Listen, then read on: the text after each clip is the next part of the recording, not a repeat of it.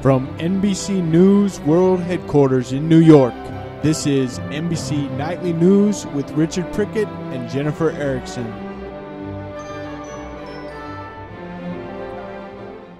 Good evening.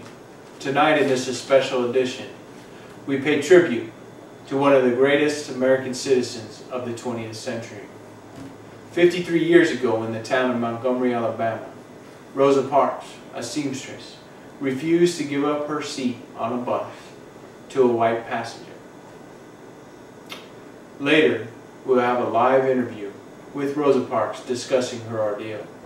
But now, we go live to Jennifer Erickson, who is out in the field, where she will tell us more on the Rosa Parks story. Thanks, Richard. On the 1st of December 1955, Rosa Parks was arrested on a bus for breaking city ordinance. She was not arrested for stealing or causing a disturbance. Rosa Parks was arrested because she refused to give up her seat on the bus to a white passenger. Back then, the local transportation was segregated. Rosa Parks' defiance led to a citywide bus boycott that lasted 382 days, and it ended segregation on the transportation system. Now back to you, Richard. Thanks, Jennifer. It is with great pleasure that we have today in the studio Miss Rosa Parks. We'll have the opportunity to hear about her and her ordeal.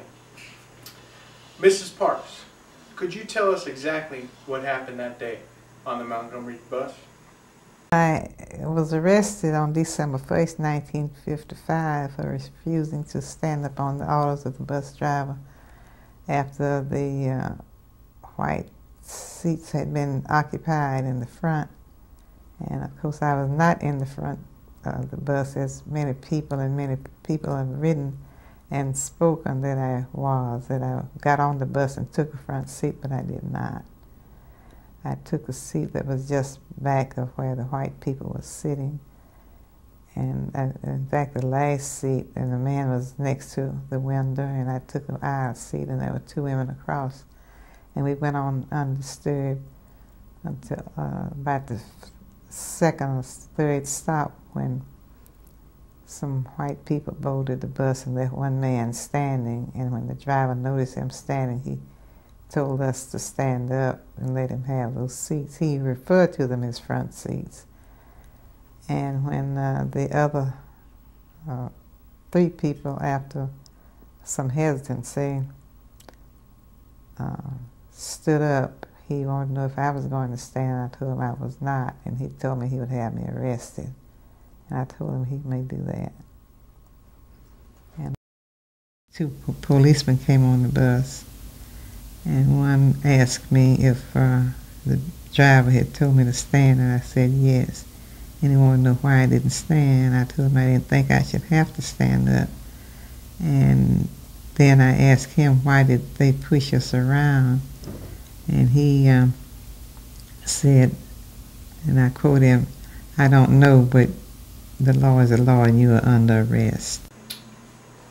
Mrs. Parks, when you refused to stand up, did you have a sense of anger at having to do it?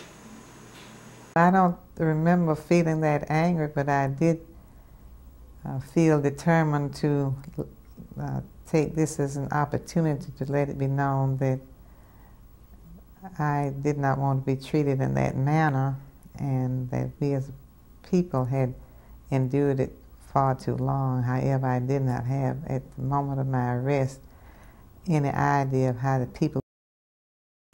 Thanks, Mrs. Parks, for sharing with us your story.